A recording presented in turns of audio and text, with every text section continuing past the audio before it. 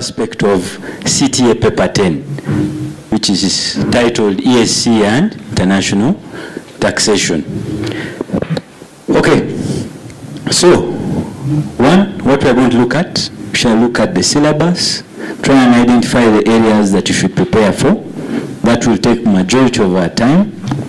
We shall also look at the learning expectations. Now, for all the courses that I've done, I always feel that it's quite important before. I don't remember how we used to do this in secondary school, but as you're starting a course, you need to understand what are the expectations. Because ideally the expectations, the learning expectations will drive, first of all, what the content will be, what will be in the exam and what you will be studying, and will also drive the exam questions. Yes?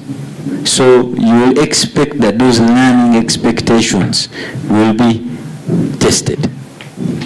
If you're going for an exam and there's a learning expectation you have not yet met, you know you are operating at under capacity. I was also asked to make a connotation between how CTA 10 relates to day-to-day life. I think to give you guys a perspective on why you are here and what is in it for you. Why, if you study CTA 10, what you can get. I also try to put together some common aspects for success. The things that I believe if you do right, most definitely you will succeed. And if you don't do, there's a high chance of also not succeeding. Then we shall also look at the common causes of student what? Failure. Now these ones I'm sure you will find. If you're doing other units as well in this program, just add to the list because many of them are generic. And don't look very disappointed when you find the common ones. The learning expectations that are given from the CPF syllabus of CTA 10, one is they ask you to be able to demonstrate an understanding of residence status. Now you see that the other papers, CPA 9, the advanced 9, they also test on some of these aspects. However, at this level, and as the following slides will show, there is a higher depth that you're required to get into. Residence status is, yes, from 9 to, 14 in the Income Tax Act. But from an international taxation perspective, there is a lot to residence than just what we have in the Income Tax Act. We shall build onto that. Two, you're required to be able to discuss the source rules and source taxation on or of international transactions. The paper reads ESC and international taxation. So expect to find a lot of cross-border transactions. Source rules are similarly also important. We shall see if we discuss them in the next slides. 3, you need to be able to assess the tax implications of intercompany transactions. Now I got in when Siraj was having a discussion with the previous presenter, and I think you were on the right track. Ideally, you're going to give advice to a person who's coming in and say is a foreign company, foreign individual, and they will want to be able to get advice from you on the implications of those transactions. If they set up as an individual, what happens? If they set up as a company, what happens? What are the benefits? As an advisor, you need to first of all understand the law, interpret it, understand where this person is coming from, then 2 or 3, be able to give him advice that adds value. This is a profession. So if you're going to be paid, you should be paid for adding what? Value. Otherwise, if it is as good as reading the act, then the person doesn't need you, he can read for himself. 4, to demonstrate an advanced assessment of taxation aspects for international companies. I think this should even be widened, not just for companies. So you'll be asked to be able to apply case law decisions relating to incomes and expenses. Now, when it comes to international taxation, there is a discussion of private international law and there is a discussion of public international law. Private international law, you're looking at, in terms of taxation, you're looking at what different individual countries have put in place to deal with aspects to do with international transactions. So for example, in Uganda's case, we have section 78 up to section what? Now, as we discuss, me, I'll be saying these things. If you're not aware, please put them down. Yes? Up to section 88, because we had 89 on thin capitalization, and there have been some changes. So those different provisions have an implication on transactions that are cross-border, and that would form part of private international law in the case of Uganda. On the other hand, also, you have aspects to do with like case law. Different cases have been decided in Uganda on transactions, on cases, on whatever, but that cut across different transactions that are international. There is a recent one of Crane Bank versus URA. Are you aware of it? Yes? It's a recent one. If you're not, please put it down, look for it. That forms part of private international law. On the other hand, you have public international law. Now, public international law, from a taxation perspective, is looking at the aspects that have been agreed upon between maybe countries. For example, you have the OECD transfer pricing guidelines. Okay? These guidelines have been put together by the OECD. And different countries have come to a point where they agree that we shall use these guidelines when we are handling transfer pricing what?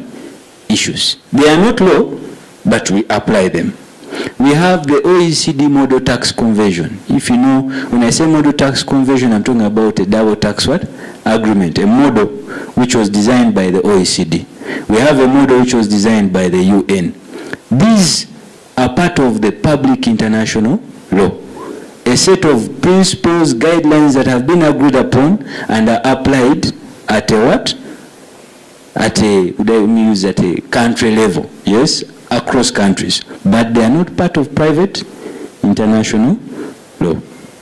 So I usually like to give that guideline. Now, when you're making your preparations, you have to first of all have in mind what is the private, what you already know, income tax legislation, what are the case laws in Uganda. Then add on what is public, such that you can be able to combine the international taxation principles and the private international law, which is in the Income Tax Act. In our syllabus, what is given? 1, there's a discussion on residence in Uganda. Residence, like we said, is quite wide. From an individual's perspective, we have those 4 or 5 tests, yes. The first one is on permanent home. Now, there's a lot of rich case law on what exactly permanent is, isn't it? And most of this might not necessarily be Ugandan case law. We have different cases on aspects to do with time tests. And then we also have our test on the, I don't know if you'd call it a test, if you're an official of the government, yes, you'd also become a what? A resident. That's for individuals. Partners is quite easy, where one of the partners is resident. Trusts, companies, and retirement benefit schemes have similar tests in determining residence. Now, in all of them, you will see that aspect of management and what? And control. Management and control discussion leads to what we have in the double tax agreements as place of effective what? Management. Please look it up. There are many cases in that direction that will help build up your what? Your understanding. We have, for example, cases like the De Beers case. Yes, we have a case of Calcutta jute mills versus, I think, one of the what are they, commissioners, UK or something. Indo Foods versus what? JP Morgan.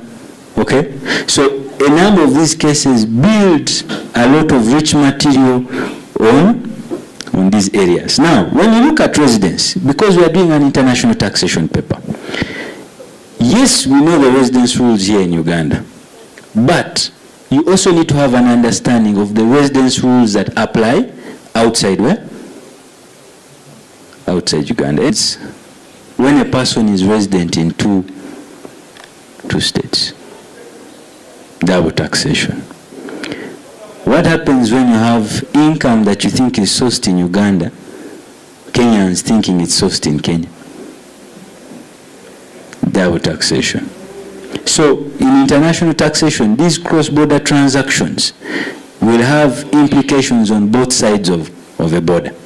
So you need to have international taxation exposure on how, for example, residents can be treated. Like in the Netherlands, they do not look at time.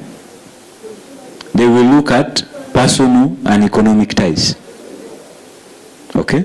So meaning that if I am from Netherlands and my personal and economic ties are there, I could actually spend more time in Uganda and I become a resident here, isn't it? So in Netherlands I'm a resident, in Uganda I'm also what? A resident. Problems. And this is where you come in, because I believe you people are here to look for business, consultancies. This is where you add value. How would you treat, what advice would you give? The non-residence is easy. Whoever is not a resident is a what? Non-resident. So that one should not worry very much. Now when it comes to residents under double tax treaties, this is what we've been discussing. Because we have different rules on residence, often you may have people who are considered resident in more than one state. Now, where you have a treaty, there are benefits of that treaty in terms of dealing with residents. We have what they call the tiebreaker. The other thing that you need to do is also get yourself hands on, first of all, the OECD model tax conversion. Yes? Get yourself a number of the treaties that we have that we have agreed in Uganda. At least some of the critical ones: Mauritius, Netherlands, India, UK. The UK one is okay, but it doesn't really create a lot of distinction. For example, on the withholding tax rates, the rates that we have in the domestic law are almost the same rates in the treaty. So the UK one, most people who are trying to position will not go through UK unless it's something else. So, but you need to get them. Now, when you get those treaties, we shall see the different parts and why they become important. Dual residents we've talked about. What happens for non-residents who are plying their trade or business in Uganda and their companies? If a person is planning to operate in Uganda, they have a choice of either setting up formally a structure, so maybe they open a subsidiary or a company, register it and operate under it. Alternatively, they could have been incorporated elsewhere and they decide to come and operate here as a what? As a branch. So, if a person comes out and tells the Uganda Revenue Authority, I am operating as a what? A branch. Very good, isn't it? Now there are people who will come and operate here and URA doesn't know them, but they are making what? Money. So the question is, if you're making money as business, which is considered business income, how do we tax it?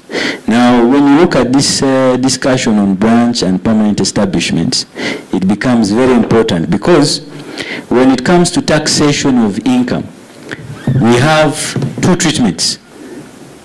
In case of non-residents, you have active and business what? Active and passive income. Active income is income that comes from activities where you are actually having a hand in them. Examples could be like trade. Yes? However, would you consider if I have bought dividends in a company as active? Bought shares? Maybe not. Because the shares will give you access to dividends, and those dividends come to you sometimes they will not what? Come. You have things like rent. Would you consider, if you have a property in Uganda, as having active income or passive income? Now that principle of international tax is shown very much in our sourcing rules that are covered under section 79. Okay? But before you tax a non-resident, Section 17.2 has told you non-residents are taxed on income sourced in the what? In the country. So you need to first ask yourself, is the income sourced in the country? So get your sourcing rules under 79, understand them very well, because that gives you the first position for you to start from. And then once you have got that this, say for example, this person is getting dividends, and it's actually considered sourced in Uganda, go and find out, can I tax them? And you need a charging section for that. So for dividends, you would refer to section 80 what? 83. 83 gives you how to tax the dividends. However, what happens if, for example, NDA, the National Drug Authority, I think they're still staying, eh? They didn't scrap them, at least for now. NDA wants to buy vehicles, or maybe some years back, I don't know if they still want to buy now. They want to buy vehicles. So what do? They have a choice. They want to get Toyotas. They can decide to go to Toyota, Uganda, and order Toyotas. Toyota Uganda is a resident person. If he sells the gas to this person, there is no what? Problem. We shall tax Toyota on the profit he's making on the what? On the sale. What happens if NDA has a bright lawyer, Siraje, says, you know what? I think we can get a better deal if we buy direct. Isn't it? So we order from Toyota Japan. Isn't it? Toyota Japan delivers you the 30 brand new pickups that you want. Has Toyota made the money from Uganda? Yes?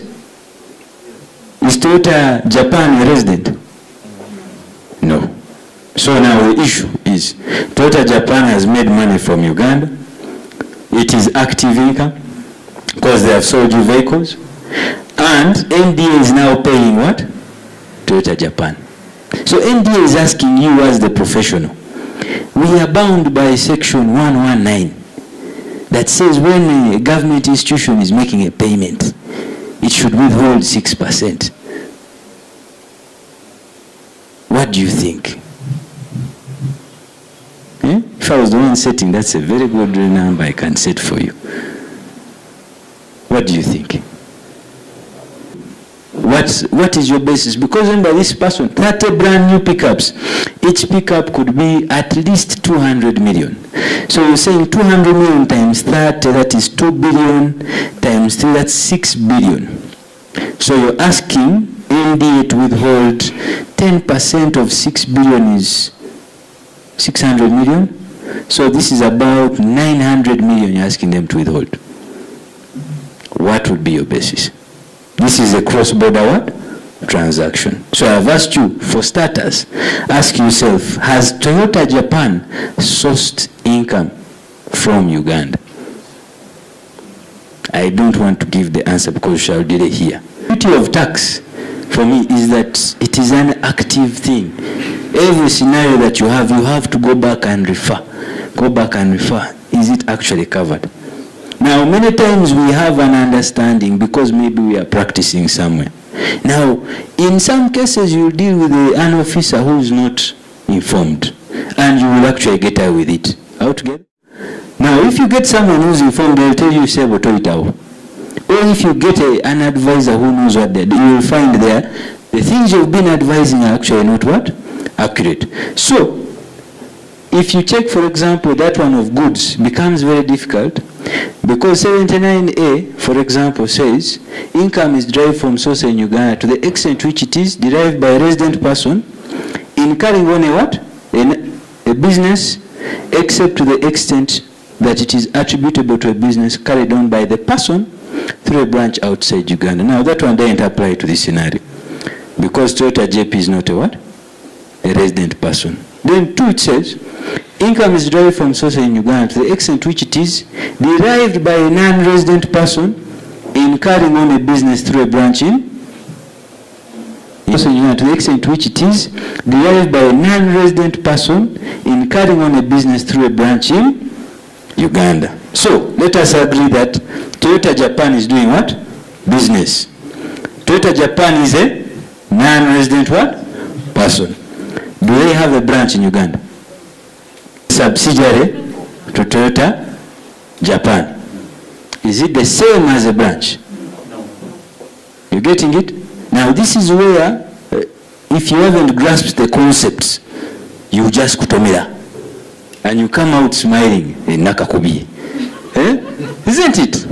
So, this Toyota here is a subsidiary. A subsidiary is a separate legal entity from its what? Its parent. Even when you're taxing it, you do not combine the what? The two. However, a branch is not separate from its what? Its parent. So you have the headquarter and the branch where? Here. So now, from what we are seeing here, actually, much as this guy is a non-resident and is getting income from Uganda, he has no branch where? In Uganda. So he has no income source here. Much as he's making money from where? From Uganda. So, but then you have the controversy. 119 is telling you must what? Withhold. Okay? So I leave that one with you.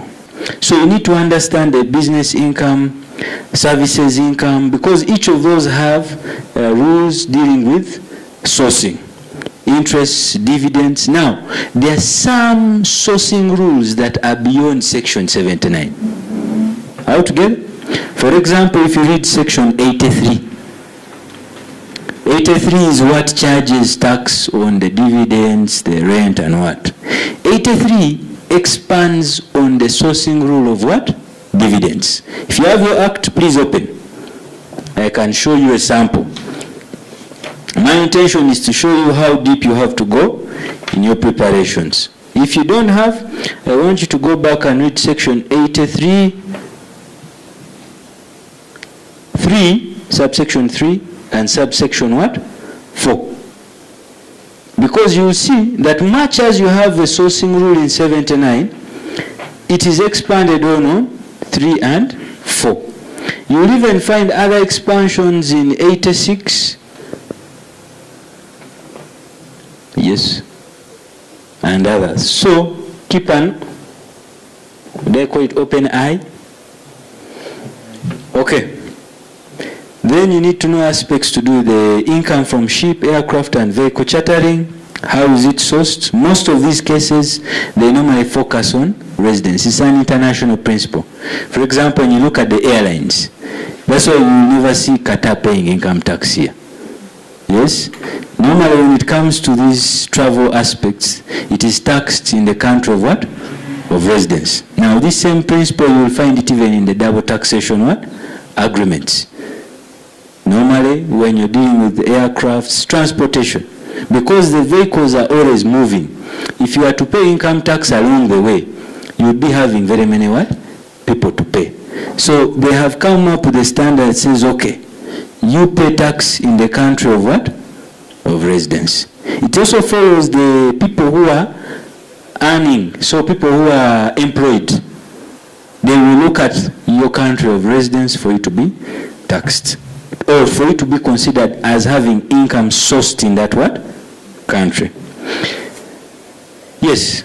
So read the rest. 7. For you to have a sourcing rule, it is also very important to have a charging section. Okay? So you could have income that is considered sourced in the country. So like in this scenario here, if we had agreed that it was sourced in the country, the next step would have been to find out which section charges this what? Income that is sourced in the what? In the country. We have an interesting amendment that was done in the sourcing rules, and it causes problems of practice. Section 79C I2. Income is derived from sources in Uganda to the extent to which it is employment income or a fee for the provision of services paid by a resident person other than as an expenditure of a business carried on by a person outside Uganda through a branch. Do you understand what that means? I have sourced income in Uganda where I am the resident person paying. Yes? Except where I pay it and I have a branch outside Uganda. Okay? So now think about this. This is very open. They have not limited us on who the person is. So meaning that it could be an individual, could be a company, could be, isn't it? So what happens if I go and I stay in a hotel in Kenya? Have I got a service?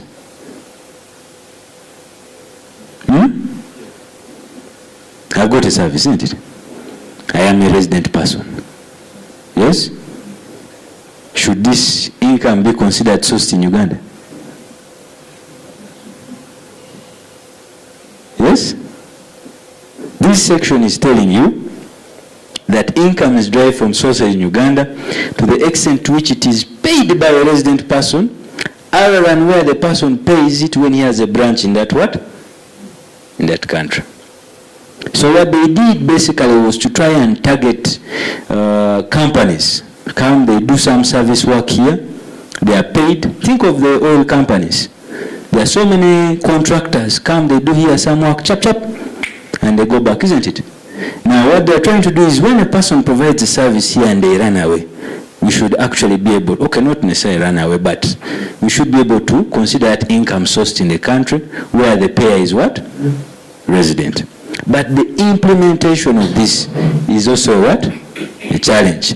So now once you've read that, the question is, under which provision would you tax that income? It's not enough to have it sourced here. You also need to find out where you are going to tax it. So in this international taxation or international taxation section, the charging section starts from 83 on tax on international payments. You have 84 on tax on payments to non-resident public entertainers, tax on payments to non-resident contractors or professionals, then 6, taxation on non-residents providing shipping, air transport or telecommunications. Now, it differs. If you have a branch pays normal tax under section 17. So a branch, you will consider the gross income, give allowable deductions, and then tax at 30 what? 30%. So you then need to decide, if I've got a service abroad, under which of these sections will I tax it under? Will I charge the tax under? So that is an area for you to prepare. Business income, allocation of expenses, contractors. I think we've talked about this. The other area to look at is the aspect of international agreements. It is part of your syllabus. When you're looking at this, start from the point of the international tax conflict rules. Yes? I think what they're trying to tell you is, for you to go to an international taxation agreement, or let me go direct, double tax agreement. Normally there is a scenario of double taxation. Now there are 3 ways double tax can occur. 1, if you have a residence what? Conflict. I say this gentleman is my resident, she's from Kenya, Revenue Authority says this gentleman is her resident.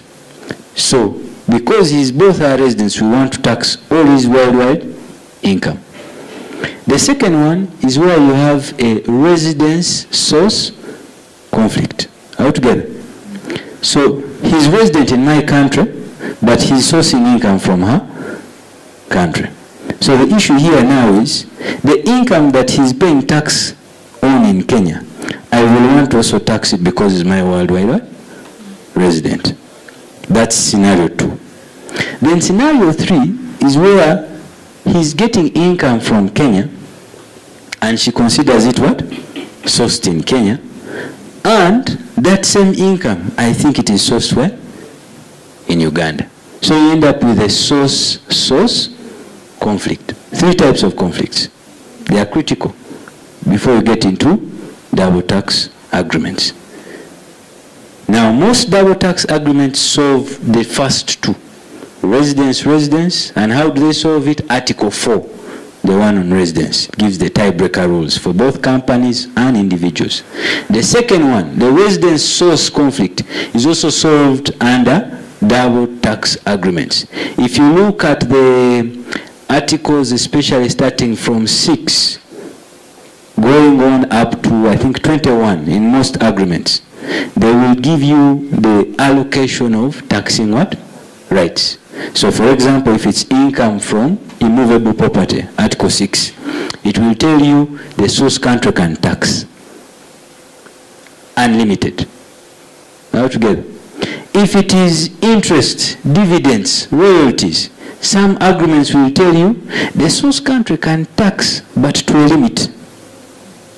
So the income that a source country can tax is limited to maybe 15%, 10%, in some cases 5%.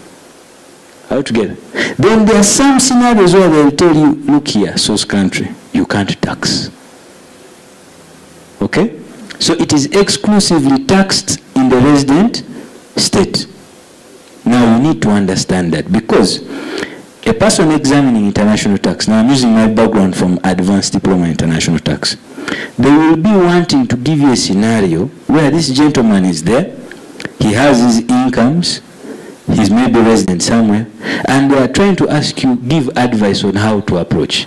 You need to find out what is the type of income, because the type of income has specific ways in which it is treated in the double tax agreement. Now, as a resource for CPA, ICPAU, is something we have been trying to talk about. Maybe we should be able to give you the double tax agreement in the paper. Yes, that's something I don't know, I'll keep discussing. But for now, you need to go there having an idea of what is in the double tax agreements altogether. Yes, because you can't do international tax when the solution is in a DTA and you don't know the solution. What are you solving? Why are you studying this paper? Altogether? So, this slide is telling you, understand the international tax conflict rules, understand the definition of key terms. In international taxation, there is some level of loop that is given. When you're interpreting treaties, and try and look up material interpretation of what? Treaties. It is different from the way you interpret your domestic law. Domestic law starts from a literal approach, and where that fails go, purposive. Here, because, for example, the Dutch speak what? Dutch, isn't it? Then us, we speak English. Now, we are drafting an agreement between Netherlands and Uganda. The Dutch have a way they understand the English, because it's not their first what? Language. We also have our way of understanding what? English. Now, the definitions that are given in the agreement may not necessarily have the same explanation as those under the domestic law. Altogether? Now, because of that mismatch, they tell you, please, you read them as if you were a layman. The way they are is what they intended to what? To put. Don't use too much English, the way you'd understand the act, to interpret this. Why? Because the people who are agreeing these agreements are not necessarily from the same what? Country, and may not necessarily speak the same language. Now, if the word is not defined, they tell you refer to your what? Domestic law.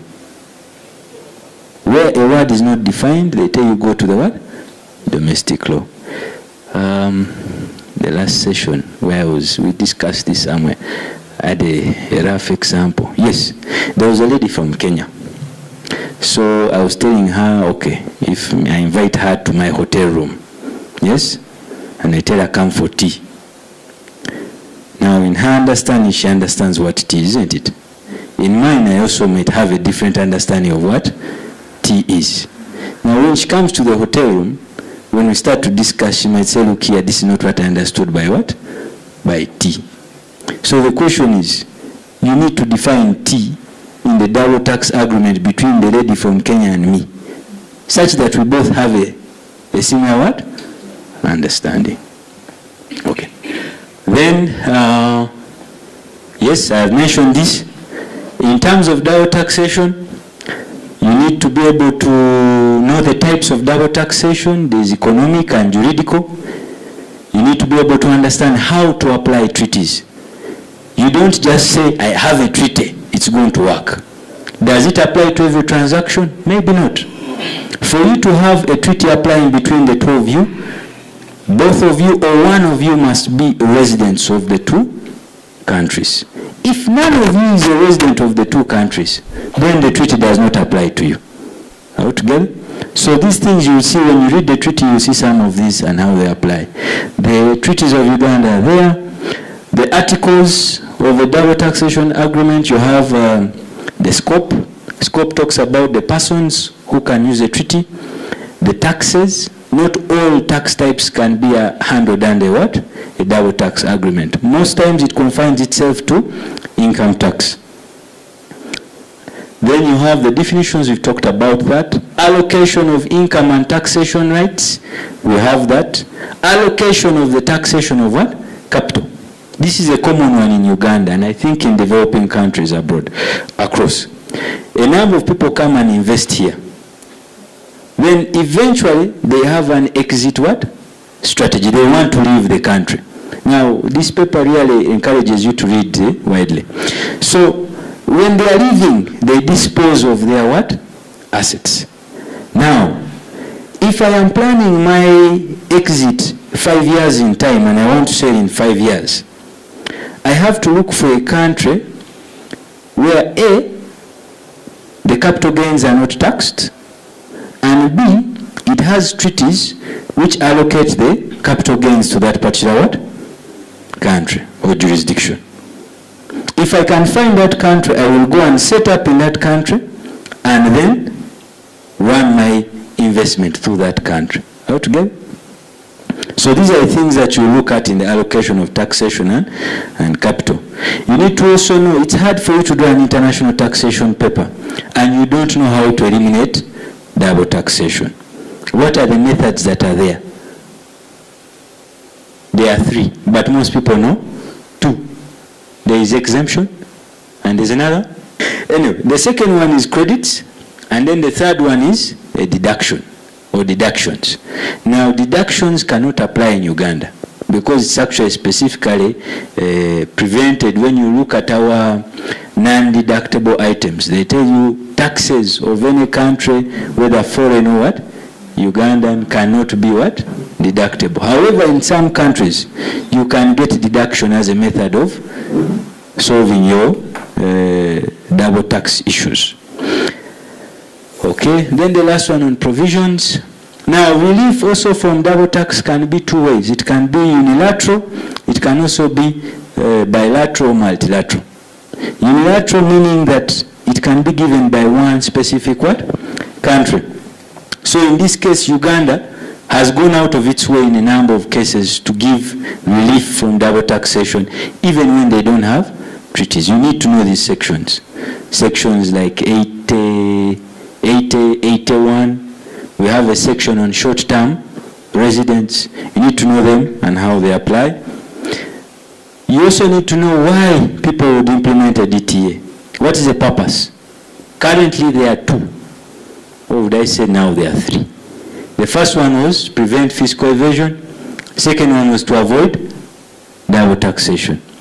Now, in this paper, please note you need to update your public international law. So, for example, there have been new guidelines given by the BEPS agenda, the project, action points 1 up to action points 15.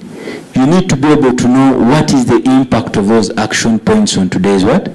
Transactions. So right now, action point 6, which talks about avoiding the misuse of treaties, has said we are adding another purpose to treaties, which is to prevent double non-taxation. Okay? I think I saw that in the last exam that was set. So you need to, first of all, need to know what are the contents of those action points and how they affect both our tax and the tax at large in terms of international transactions. You need to know how to formulate a double tax agreement. What are the steps they go through? I had a list here, let me check. Starting from negotiation, coming down to initialing, signature, ratification, entry into force, and lastly, effective date. Do you know those stages? Can you explain them effectively? Then you also need to know the leading cases. Some of them we've already talked about them and how they apply. Now, the other side to this paper is transfer pricing. Now, to be honest, transfer pricing is wide. But right now, there is a demand for experts in transfer pricing. So there is a correlation between how well you understand this paper and your potential value in the market. Okay? So there is a high demand. Why? Recently, there were regulations that were passed. The URA is very active about this. And they passed a penalty of 50 million if you don't have documentation when requested. So, the experts are here who are going to prepare this what? Documentation. If you decide to simply pass the exam, that is also okay. What talks about transfer pricing, you need to understand the arm's length principle, what it means, because arm's length principle is basically looking at the conditions in a transaction between independents as compared to the conditions in a transaction between associates. For it to be arm's length, those conditions should be similar in comparable transactions. So, if you say something is not arm's length, then you have said the conditions are not what? Similar. Now, you will realize not just for this paper, this arm's length thing cuts across. There are so many, even other tax types, excise duty, VAT, that talk about the element of arm's length. I saw even in section 53, I think, and 52, in capital gains determination and losses, there is a big chunk there. If I was your examiner, this would be a sweet spot. Basically, all the areas will be sweet. Then you need to be able to understand the role of comparables, how to get comparables, internal and external, how to determine whether one is not a comparable of the other. I've seen a number of reports. The question of comparability factors is normally done well, so I believe most candidates are aware of this. For me to say that an independent transaction is comparable to one between associates, the two must be meeting in the comparability factors. So what are those comparability factors?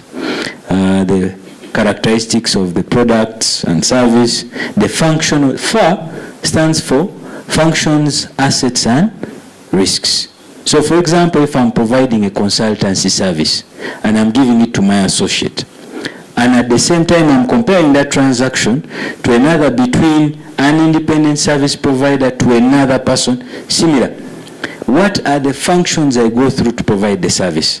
What are the assets I use? What are the risks I take?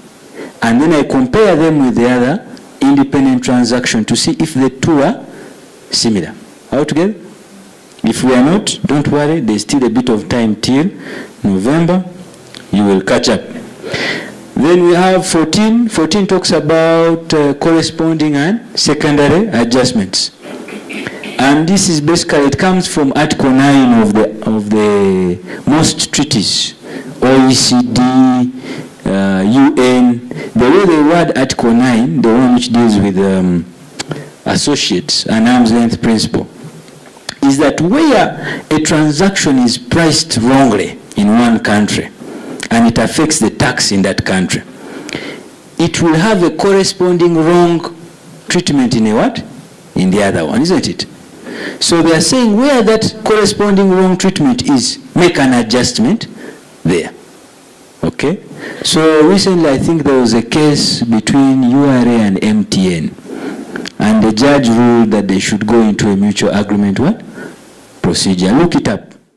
It brings out this element because the judge says, okay, if it is treated like that, then South Africa should go ahead and make a what? An adjustment. So it was a very interesting ruling. Look it up. Comparability analysis for a taxpayer is normally used for you to be able to determine the arm's length price. Now, I could deal with charity, for example, here, and we are associates. Okay? I give her a price for my service. At the end of the day, when we are preparing our documentation, we are not sure if we have actually priced at what? Arm's length, isn't it? So we go through a process through which we arrive at the arm's length what?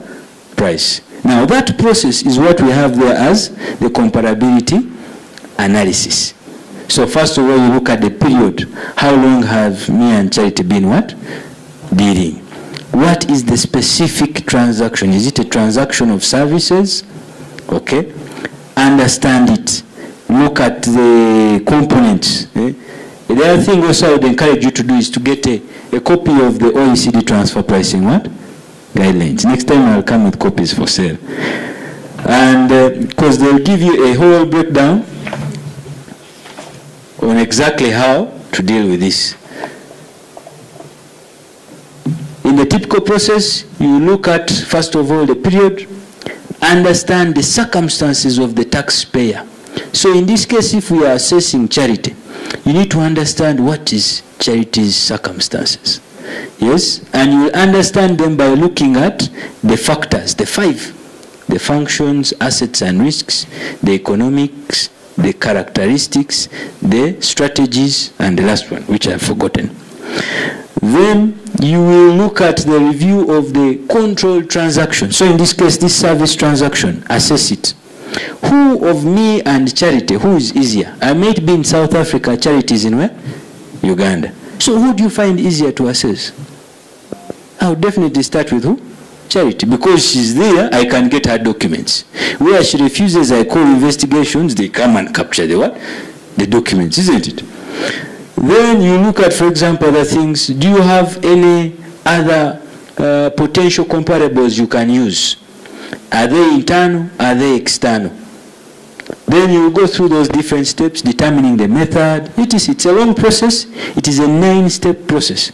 If I explain it, it takes me usually 3 hours. And 3 hours, I also get questions after that. So that is the level of preparation you need to have. Then you also need to understand the transfer pricing methods. We have 5. There could be more, but the ones that have been agreed upon at a principal level.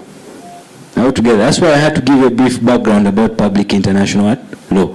The 5 that have been agreed upon, we have our cap, which is a comparable uncontrolled price.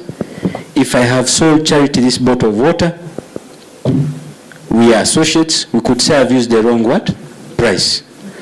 So me and Godfrey might be what? Independent. So if I sell it to him, we could compare whether the product between him and her is the what? The same. If it is the same, we can use the price between me and Godfrey to reflect the price between me and Charity. Now that is an internal comparable because I am at the center of it. It could also be that there is another person Godfrey sold to and we use that price between Godfrey and that person. That is an external comparable. So that is on a cap. A resale price method looks at if you sell to the distributor sells to the final consumer. It's like working backwards. Since the customer, the final customer and the distributor are independent, what you're aiming to do is to find what the margin a distributor requires to exist and then remove it off the price is sold to the final what? Consumer. Because normally the distribution function is what? Similar. For you to be in this, like on Fido Dido Road, those guys require a certain margin to exist. They pay the rent, pay the workers, and walk away with somewhat profit. Normally, they will cut, even when they are determining their prices. How much has it sold to you? Let me calculate. First calculate. I can remove 5,000. Yes? Looking at the margin. The other one, you could have cost plus, which is a CP, looking at the costs that you have incurred. And those costs have to be what? Independent. This is very common usually for the manufacturers. Let's say I'm manufacturing from China and I'm selling to a distributor in Uganda. This distributor and myself, the manufacturer, are associates. So we want to determine the price between the manufacturer in China and the distributor here. You start from the manufacturer's cost in China, add up a markup, and arrive at arm's length price. Then there are these other 2 methods, the profit split and the transactional net margin method. So what you're seeing there is 16 are the transfer pricing methods. A bit detailed. I would encourage you to read them in the morning. Because they have a bit of content and they require you to understand the application. Understand them and see if you were to pick, why would you pick one method over the other? Okay. Now we go into the specifics. We have specific types of transactions. You have intra-group services. Some people write it as intergroup. If we're in one group, it is possible that you have a centralized procurer, you have a centralized service provider. Those two people will give services across the the board. Think of supermarkets, the big ones that you know, Checkers, ShopRite. These guys cannot have each country buying for them for themselves. It doesn't make sense. It is easier for you to have a centralized person who buys, and he buys for for everyone. How would that affect you, who's the consultant here, and URA is assessing the company, and they're saying that the procurer is overcharging for the goods? What methods would you use? And even when you're looking at the exam, that is the kind of practical scenario that you will have. The question you will have at the end of the day, advice. You need to know the types of services, the aspect of benefit, how do you determine the benefit. It's possible that some of these companies say they are giving you a service, but in actual fact there is no benefit. You need to be able to determine the arm's length charge. How do you do it? Where it is direct, it is easy. Where it is indirect, you need to think of the allocation method. Then you have things like financing. All together? So you need to understand what are they, the categories that are listed in the OECD transfer pricing guidelines. When you are rewarding someone, there is an element of ownership. Who is the person developing the brand? Okay? So, for example, determining the price. You want to know that the person who is getting, say for example, a charge for royalty, is the person who has developed the brand, enhanced the brand, maintained the brand, protected the brand, and exploited the brand. If he's not the one doing all the 5 things, then he needs to share on the return of those brands. Take for example this bottle of water. If it is being, who produces this one? Mukwano. Let's say Mukwano has an IP holding. When I say IP holding altogether, a company that holds the intangible assets. Let's say it's located in Netherlands. And that company owns the Aquasipi brand. That company is going to charge Mukwano for the use of this this brand, isn't it? Now the questions I would ask if I was auditing the charge on royalty is 1, is it Netherlands developing this brand? And in terms of development, you can think about it. Who is doing the advertising? Who is actually thinking about how to position this this asset, or this water, this brand? Who is enhancing it? There are aspects that deal with enhancement. How would you enhance a brand? First of all, making sure it is available around. Everyone can get it. Getting contracts, for example, with this hotel, that they should only sell your water. There are aspects that would enhance. Advertisements on the billboards. When people know that there is a brand of water, and you go and you find out that there is Renzori and Aquasipi, what makes you get Aquasipi and not? So there is maintenance, then there is protection. If someone is misusing your bottles, who is going to court to put some form of, how do the lawyers call it, injunction on those persons' activities? So ideally, the person who charges for this should be the one doing most of the activities. Where you are sharing the activities, should also share the revenue. How to get? Or you reduce your price. So then the aspects with contractual terms and in all these things, the beauty with transfer pricing, unlike normal tax application, it goes beyond what you see in the invoice. If you're a kind of person who says, give me the documents, I vouch, they'll give you the invoices with the price. It's okay, allowed. So transfer pricing is going beyond and understanding the value behind the invoice. If someone overcharged, they should be able to tell Charity, look here, Charity, I know your business. There is no way for the consultancy services you received, you could have paid that price. And then Charity says, give me your evidence. I pull out 10 people who have provided similar services, and I tell you, how comes yours is 10 times the price? Then Charity will say, but look here, that person, he's given me his own retainer. Anytime he comes, anytime I have a problem, he can what? He can provide.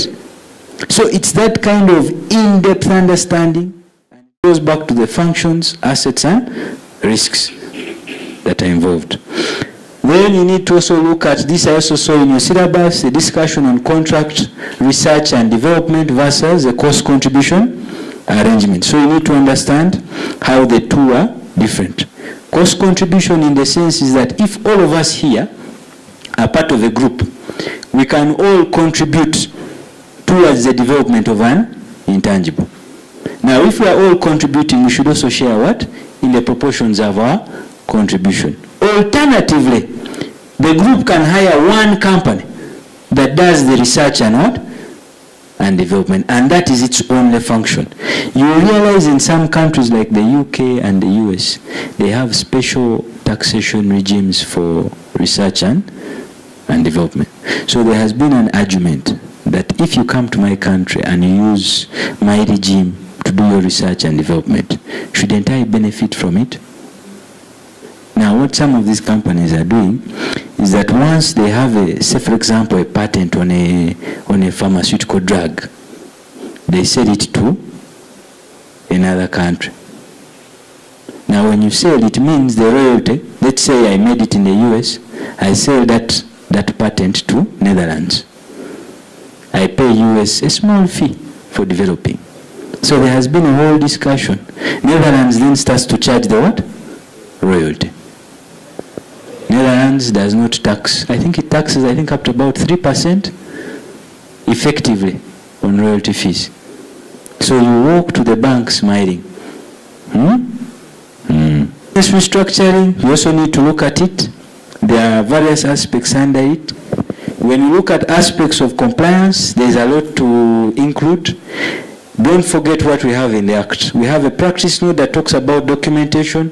We have the transfer pricing guidelines on documentation. We have action point 13, which has introduced, this is an area which I think would be of interest. Issues to do with the master file, local file, and country by country report. Yes, please take that down, because it's an area of interest. Then you also need to look at new guidance in line with advanced pricing agreements. There has been recent change to the penalties. I talked about that one, the 50 million. And the aspect of transfer pricing, risk management. What would you do to ensure you manage your risks? Other aspects to keep in mind: tax treatment of corporate losses, reorganizations. These are given, I think, in the 74 to 77, these aspects. Then you also need to have an understanding of how would someone do tax planning. Okay? So most tax planning goes through a couple of aspects. One is transfer pricing, we've looked at. The second is the use of special purpose vehicles. So special purpose vehicles are, for example, I can open a company in Netherlands. I don't have to be there. I can open a company in Bermuda and I transact through it, but I don't have to be what? To be there. So those companies, those artificial persons I can put in places are my special purpose vehicles, and I use those ones for treaty shopping. Then I have aspects of base companies. Now base companies, on the other hand, are companies that are used to hold money. How together? So for example, I have been like, I could have a base company in Netherlands. Why? When I'm getting royalty, I need that royalty to sit in a country where it will not be what? Taxed. Until I want to pay dividends. How together? Now, depending on which country you're in, when you send money there, that money might actually be even taxed the what? The more. So most of these companies use base companies to be able to put their money in certain jurisdiction, and that money is not taxed. I want you to Google Apple in your free time, and that discussion of how much money Apple has held in Ireland. Yes, Ireland, eh? Northern or Ireland, just Republic. Have an understanding of that, because they were saying it was holding what, about $115 billion? Yes? Now you hold that money there until you have a purpose for it. So normally such companies are base what? Companies, and they work with specific jurisdictions. Then you also use low tax jurisdictions. Now, low tax jurisdictions is the Muganda way of saying a tax haven. Yeah? You know, Baganda are very well raised of doing some international tax what?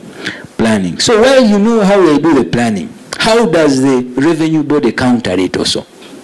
Okay? You need to know this. First of all, what do we have in the domestic law and what is in the treaties?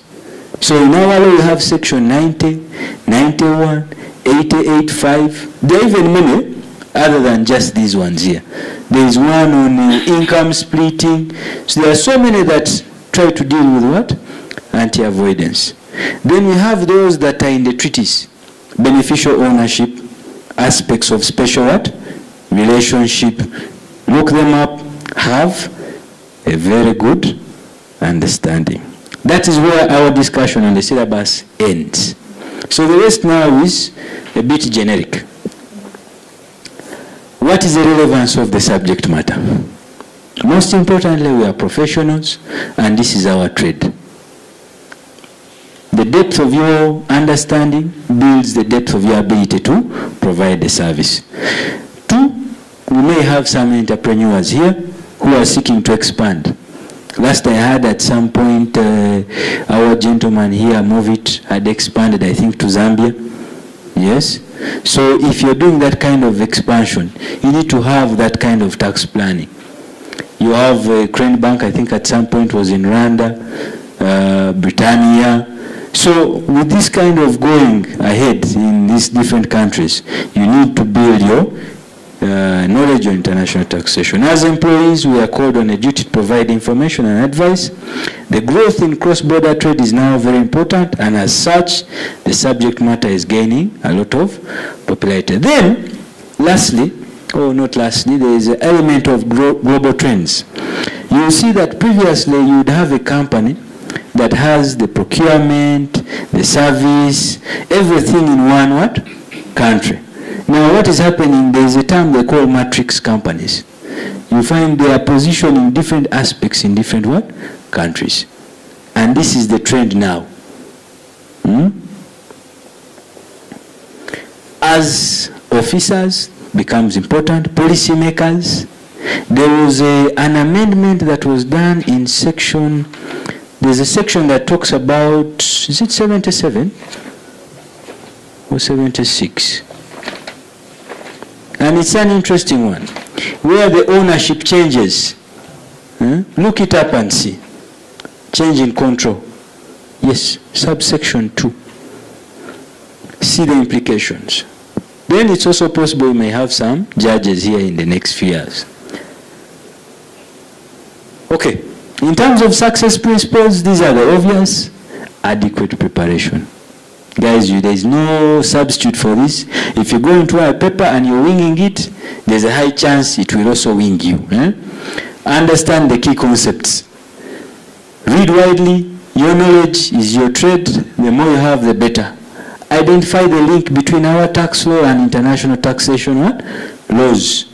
How do they affect multinational entities that are investing already or planning to invest? It's a very common thing that you'll see. So many companies trying to come into the country, and they want to know if they act like this, what are the implications? If they act like this, what are the implications? And be sure that is one of the biggest sources of revenue as a tax professional. Then there's a lot to read, the double tax treaties, the action points, aspects to do with permanent establishments. It is a very tricky area, not explored in depth. Model tax convention, transfer pricing guidelines, case law, etc. Try and do some question practice. Yes. These questions are not from, you can't reinvent the wheel very far. If it is coming from a case scenario, chances are you can get access to that case scenario. These are practical scenarios, okay? So your depth of understanding or looking for material abroad will give you an indication. There are past papers that have been sat, look them up, see how they were set, how they were phrasing the questions, because they are trying to bring out that level of professionalism. Then also, because there are only 3 questions, the room for flexibility is not very big. Now, looking at the reports, one of the things they said that you will find candidates who do very well, maybe 2 of the numbers. And then 1 number they totally misfire. Now, if someone has gotten, for example, out of 50, you get 30. Then out of 25, you get 15. You are lingering about what? 45. You're not doing badly. Yes? But you are lingering around what? 45. Now, my understanding, because there's a place of mine where I teach oil and gas. I teach and also mark the papers. Things are very good there. Now, you will realize that most times it comes from either the student not reading certain aspects, the person decides to spot. Now, because you have covered certain material, you want to test each what? Each of those areas. Person says, I will not read this one. You focus on that. Now, you're lucky, and number 1 is on what you have read. Number 2 is on what you said you not what? Read. Number 3, you read 15 marks out of 25. The other one you say, now you're saying, now what do I do? So you're already working out of 45. So please, put in a lot of effort, do some significant wide coverage. And the understanding from CPA is that they have a requirement to ensure that all the aspects and the topics are covered. They do, I think, 80 or 70% coverage of the syllabus. So you have the syllabus already. If you have done only 50, you go into that paper with the rosary, after you've done, and pray that the 50 is what is, short of that, please. I was in one of the rooms and a gentleman was very, angry about it. And truth be told, we cannot reap from where we did not what? Sow. I think you cannot complain that you're failing if you have not read all the what? The material. This one is clear. We've gone to this one. Look up case law. I've put for you that site there. That really it has good laws for you, case law for Uganda. It has very nice cases for tax. It could help you. Look out for those divergent interpretations and ambiguities in the law. That is where the lawyers make money. By then mean that it's only the lawyers who see these things.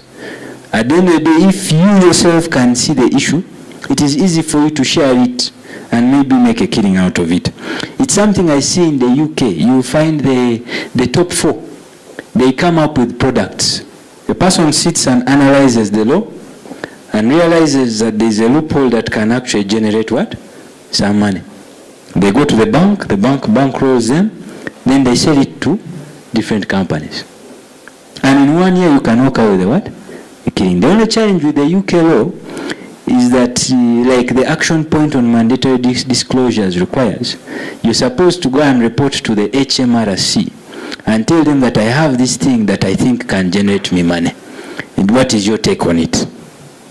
So after selling yourself to the organization, they look at it. If they agree it's a loophole, the following year they what?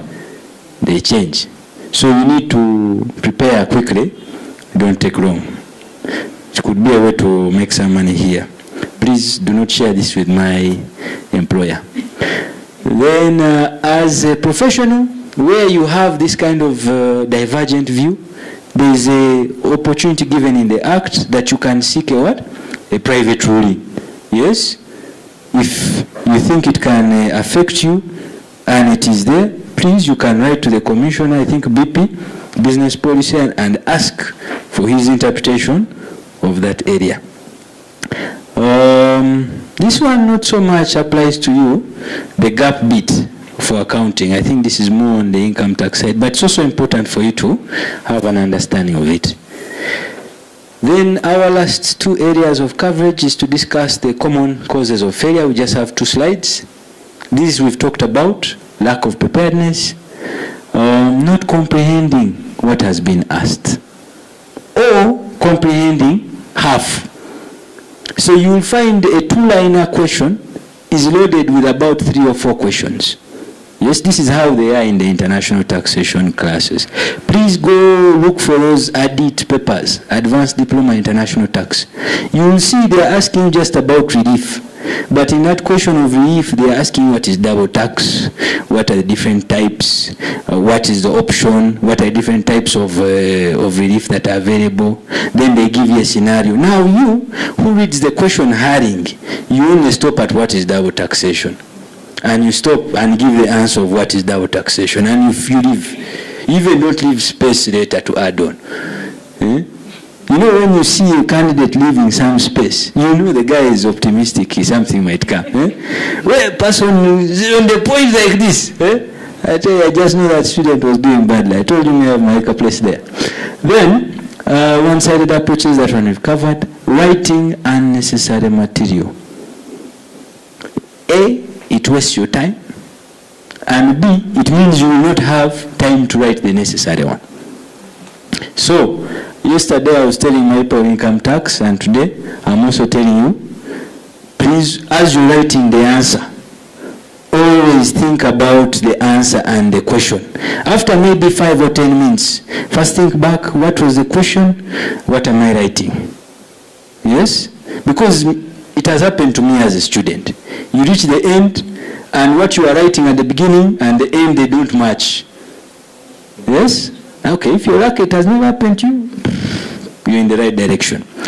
Then the number, the detail. It's a 10-mark question. You write 3 answers. And the 3 answers are liners. Do you expect to get the full 10 marks? So, our last slide. You need to gauge the required content against the mark allocation. Don't provide a very lengthy approach for 2 marks. 3 pages and the person has 3 marks. And then you're wondering, how is this person going to what? Pass. Then it's also very important when you get the paper.